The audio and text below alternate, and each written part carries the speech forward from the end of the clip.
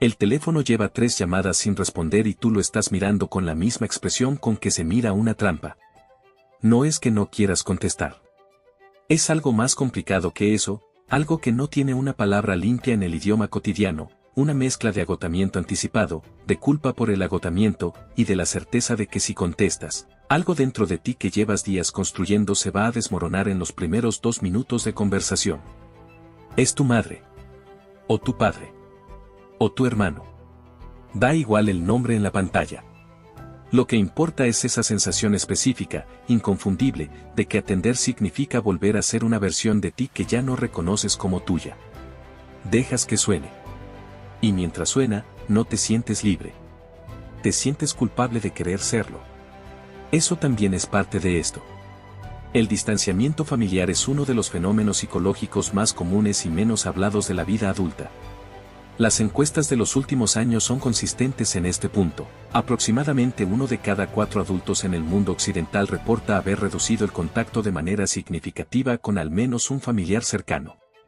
No una ruptura dramática, no un conflicto con fecha y nombre, sino una distancia que fue aumentando gradualmente hasta que un día alguien se dio cuenta de que hace 6 meses que no llama y que no sabe muy bien cuándo fue que eso empezó a sentirse como alivio en lugar de pérdida. Pero el número no captura la textura real del fenómeno. No captura cuántas de esas personas pasaron años convenciéndose de que era su problema, su sensibilidad excesiva, su incapacidad para manejar lo que otros manejan sin aparente esfuerzo. No captura el trabajo invisible de cada reunión familiar donde sonreíste correctamente y dijiste las cosas correctas y llegaste a tu casa sintiéndote vaciado de una manera que el vino y el descanso no terminaban de reparar. No captura lo que cuesta alejarse de personas a quienes, en algún sentido real, todavía quieres. Para entender el distanciamiento, primero tienes que desmontar la narrativa más común que existe sobre él. La narrativa dice que las personas se alejan de sus familias porque son egoístas, porque no valoran el sacrificio de sus padres, porque la cultura contemporánea ha erosionado el sentido de la lealtad familiar, porque son frágiles o están demasiado influenciadas por la psicología de autoayuda que les dice que pueden cortar cualquier vínculo que les cause incomodidad. Esa narrativa es cómoda para quien la cuenta porque ubica el problema en el individuo que se aleja y deja intacto el sistema del que se aleja. La investigación dice otra cosa. Un estudio de la Universidad de Cambridge publicado en 2015, uno de los más amplios realizados sobre este tema con más de 800 familias, encontró que en la gran mayoría de los casos de distanciamiento documentados, la persona que se alejaba no describía su decisión como un acto de liberación ni de rebeldía. La describía como el resultado final de un proceso largo, doloroso, con múltiples intentos de reparación fallidos, en el que alejarse fue la última opción disponible después de que todas las demás habían sido agotadas. No se fueron porque era fácil. Se fueron porque quedarse era insostenible. Piensa en cómo funciona una familia desde adentro. No la versión que existe en las fotografías ni en los discursos de cumpleaños, sino la versión que existe en los patrones. En quién habla y quién escucha. En qué temas pueden nombrarse y cuáles circulan en silencio debajo de todas las conversaciones. En qué roles se asignaron, sin negociación posible, cuando todavía eras demasiado pequeño para saber que los estabas aceptando. Las familias son sistemas. Y los sistemas tienen una propiedad fundamental que los biólogos llaman homeostasis, la tendencia a volver al estado de equilibrio conocido cuando algo intenta cambiar. En un sistema familiar, la homeostasis no siempre es benévola. Puede ser la presión constante y sutil que devuelve a cada miembro a su lugar asignado cada vez que intenta ocupar un espacio distinto. Puede ser el humor que desarma los intentos de conversación seria. Puede ser la culpa que se activa con precisión quirúrgica cada vez que alguien establece un límite. Puede ser el silencio, que en algunas familias es más ruidoso que cualquier discusión. Cuando una persona adulta empieza a cambiar, a diferenciarse, a construir una identidad que no cabe perfectamente en el rol que el sistema le asignó, el sistema responde. No necesariamente con hostilidad explícita.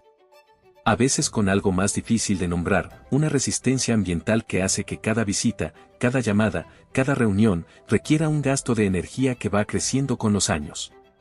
Y llega un punto en que el cuerpo lleva la cuenta antes de que la mente reconozca los números. Hay un tipo de daño familiar que la psicología contemporánea ha tardado en nombrar con precisión porque no tiene la forma que el daño debería tener. No hay un evento.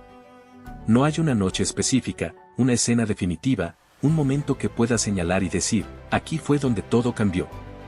Hay algo más difuso y más persistente, un patrón de interacciones que, tomadas individualmente, parecen menores, pero que sumadas a lo largo de años producen un efecto acumulativo sobre cómo te ves a ti mismo, sobre lo que crees merecer, sobre cuánto espacio sientes que tienes derecho a ocupar en el mundo.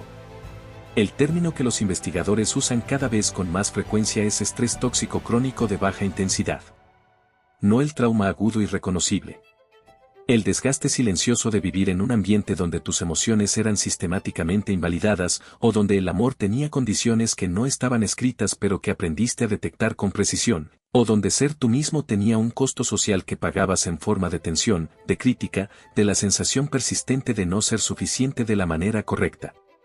Este tipo de daño es especialmente difícil de procesar porque viene acompañado de evidencia contradictoria. Te querían. Hacían sacrificios.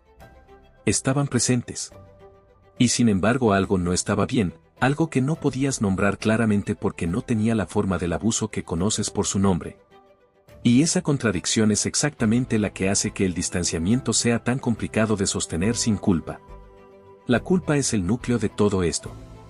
No la culpa aguda de haber hecho algo incorrecto, sino una culpa más estructural, más antigua, que en muchas personas que se distancian de sus familias lleva una forma específica, la sensación de que alejarse equivale a abandonar, y que abandonar a tu familia te convierte en un tipo de persona que no quieres ser. Esa ecuación, distancia igual a abandono, no es universal. Es cultural, es familiar, es específica de cada sistema. Y fue instalada, en la mayoría de los casos, mucho antes de que tuvieras la capacidad de cuestionarla.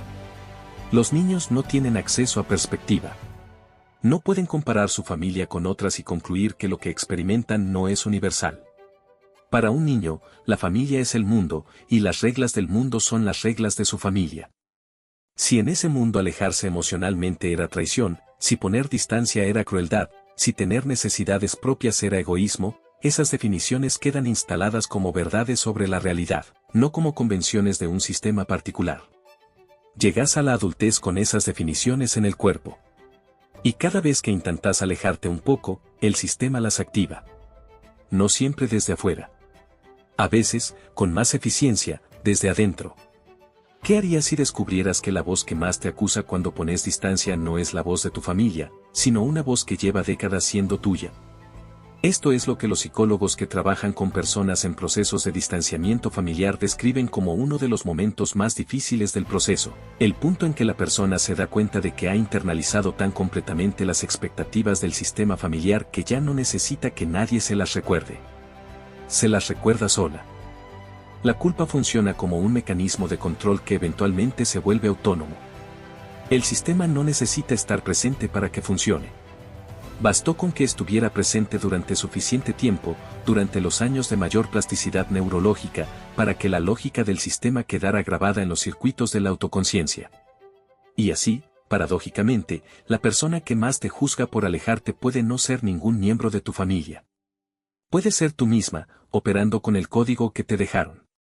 Aquí está el momento de mayor peso en este proceso. El que nadie anticipa cuando empieza a poner distancia. No es la primera conversación difícil. No es la primera reunión que decides no asistir. No es siquiera el primer año de contacto reducido. Es el momento, que llega de maneras distintas para personas distintas, en que te das cuenta de que el distanciamiento no te dio lo que esperabas. Esperabas paz. Y hay paz, de un tipo. Pero también hay un duelo que no esperabas, porque alejarte de una familia que te causó daño no te aleja del deseo de que las cosas hubieran sido distintas. No te cura la herida de no haber tenido lo que necesitabas. A veces, al contrario, cuando el ruido del contacto cesa, la herida se hace más visible, porque ya no hay nada que late. Alejarte no fue el final. Fue el comienzo de un proceso más largo y más silencioso, el de aprender a darte lo que el sistema nunca supo darte, a construir un sentido de pertenencia y de valía que no dependa de la validación del lugar donde aprendiste, erróneamente, que tu valor era condicional. Eso no se hace en una decisión. Se hace en cientos de días pequeños, en conversaciones con personas que elegiste en lugar de heredar, en la práctica repetida de notar que puedes ocupar espacio sin pagar el precio que aprendiste a esperar. Hay algo que la investigación sobre reconciliaciones familiares revela que vale la pena nombrar aquí. El distanciamiento no siempre es permanente. En muchos casos documentados, las personas que se alejaron de sus familias y mantuvieron esa distancia durante periodos significativos, entre 1 y 10 años, describieron posteriormente que el tiempo de distancia había permitido algo que el contacto continuo impedía, la posibilidad de ver el sistema desde afuera, de entender sus dinámicas sin estar dentro de ellas, de desarrollar una identidad lo suficientemente sólida como para volver, si elegían volver, desde un lugar distinto. No para repetir los mismos patrones desde el mismo lugar de siempre, sino para intentar, con expectativas más realistas y límites más claros, un tipo de relación diferente. A veces funciona. A veces el sistema no puede cambiar lo suficiente, o no quiere, o los daños acumulados son demasiado grandes para ser briados por voluntad sola. Pero a veces hay una conversación que antes era imposible, una comprensión que no existía, un tipo de contacto más acotado y más honesto que el anterior. La distancia, en esos casos, no fue el destino. Fue el camino hacia una relación que el contacto continuo nunca habría permitido construir. Esta noche, el teléfono puede volver a sonar.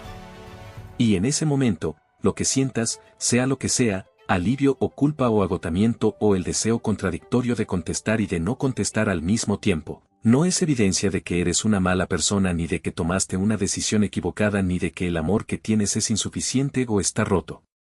Es evidencia de que estás navegando algo genuinamente complicado, algo que no tiene una respuesta correcta universal.